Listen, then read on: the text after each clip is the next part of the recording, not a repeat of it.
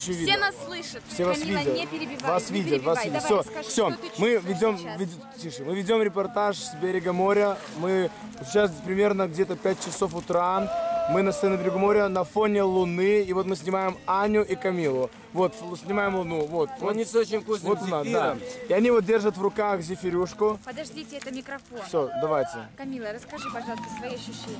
О боже, я такая счастливая. Я так давно ждала этого похода, и вот наконец я пришла. Не переигрывайте, Камила, не переигрывайте. Не переигрывайте. Ладно, мне очень нравится. Очень нравится.